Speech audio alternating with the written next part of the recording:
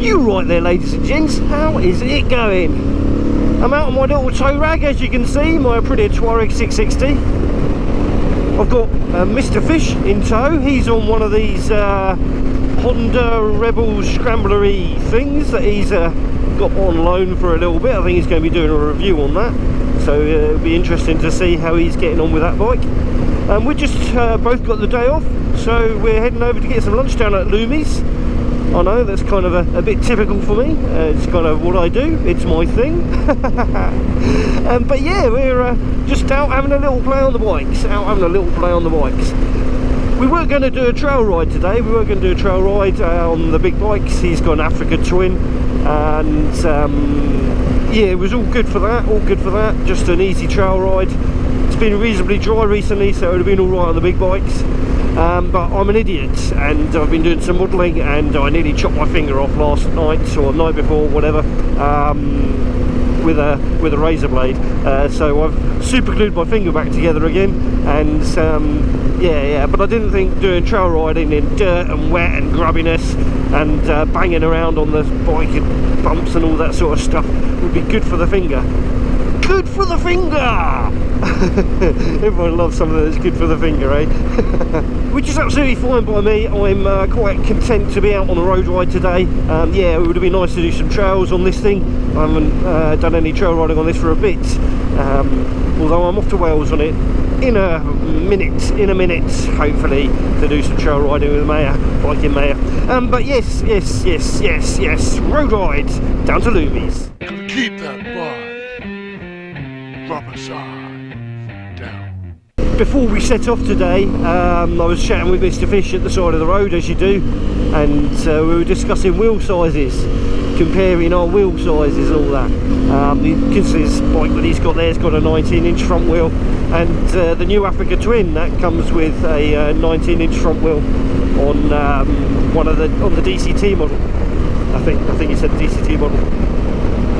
And John was saying that he prefers the old 21s, prefers it bigger, even on the road. Although I can honestly say today, getting on this, after having been riding my Suzuki GSX-8S for a little bit, that I don't. Yeah, I very much prefer a 17-inch wheel on the front on tarmac. But saying that, I am being unfair to this bike. This bike handles great on the 21-inch front. It's just I've got knobbly tyres fitted. So in reality, I don't like knobbly tyres. Yeah, I'm not a fan of the knobbles on the tarmac. And after having been riding a bike that handles as well as my GSX-8S does, yeah, jumping on this bunch of lard certainly felt like it was lard. On the first few corners, and it's made me a little bit wary on the twiddles now as well, even after riding for a little bit. I always am a little bit cautious on this bike on the corners, just because I am aware that the knobbles don't work very well, but I can normally hustle it along better than I have been, and I think it's my brain. It's been confused by having the luxury of sticky 17-inch rubber on a nimble little motorcycle. As it goes, the weight of this, rolling weight of this versus the rolling weight of my 8S is the same, I think, pretty much. They don't weigh very much different at all. A few grams is all it is. So yeah, it's just the different designs of the bikes with the different wheels that make the transformation. Oh, camper vans are cool, but they are blooming slow.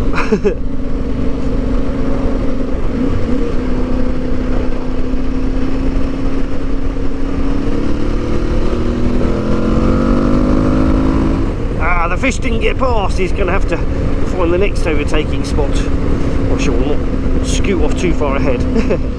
People say humans are creatures of habit.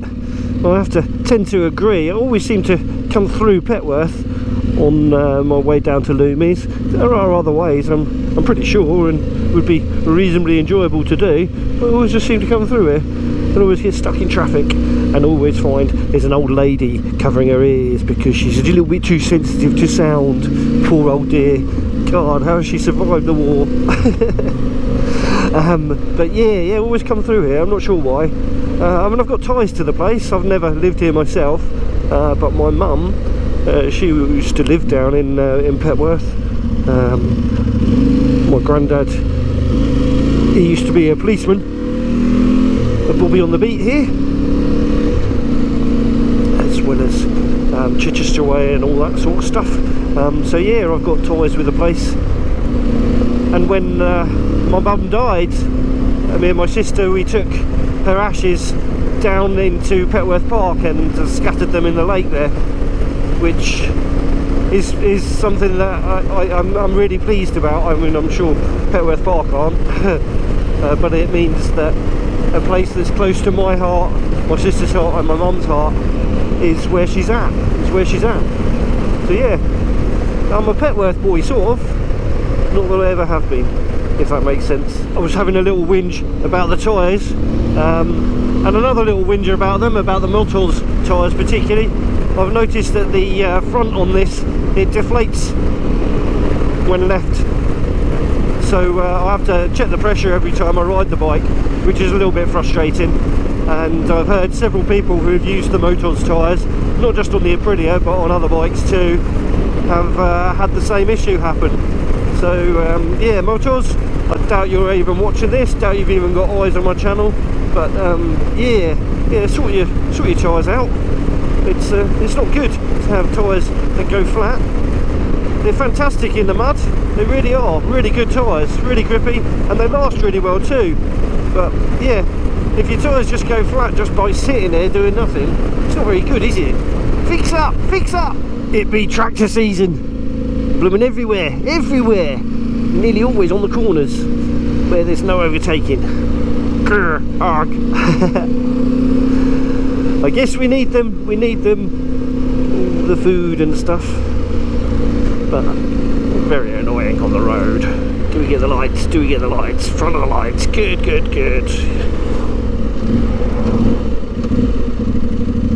Change, no feet change, no feet down, bollocks. I don't know how many of you have been following my radio control car build that I've been doing. I've not done it as a build series or anything like that, and video format or anything. I've just posted a few pictures of it as it's been progressing on my Instagram and then Facebook, because of it shares them to there as well.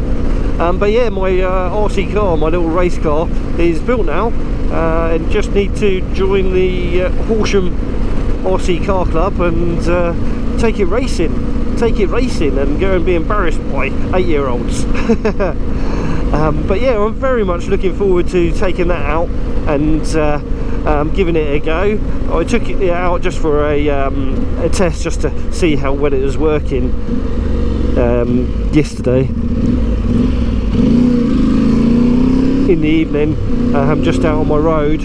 I used the drift tyres because the foam ones I've got will get destroyed in no time. Yeah, they're carpet tyres, so I don't know how well they'll last on tarmac.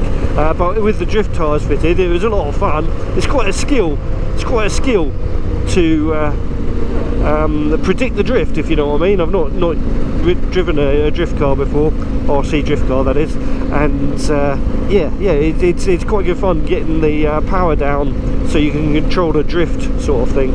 I need to take it onto a bigger area and set up a course or something like that for it to see if I can string a bunch of drifts together, if you know what I mean, like the real things do, real cars do.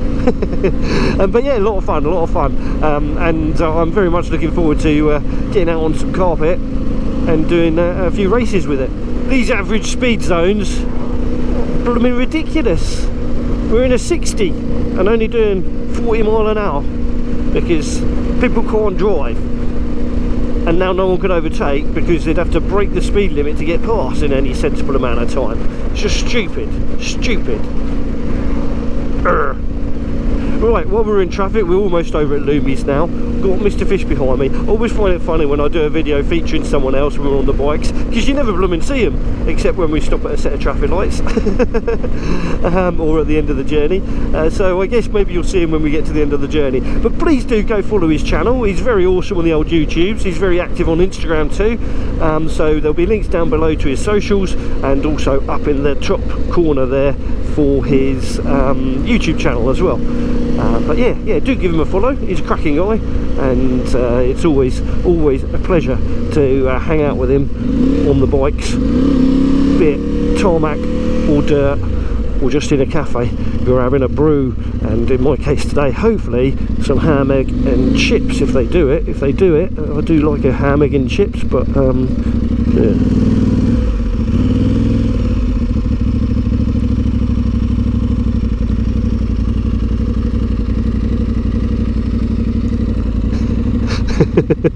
So you get to see Mr. Fish. So here's a video featuring Mr. Fish. There he is there on his little Honda CL500. I'm not sure exactly what it's called, but it's kind of funky, and yeah, good looking bike. I prefer the Rebel. I was a good looking bike, not good looking boy.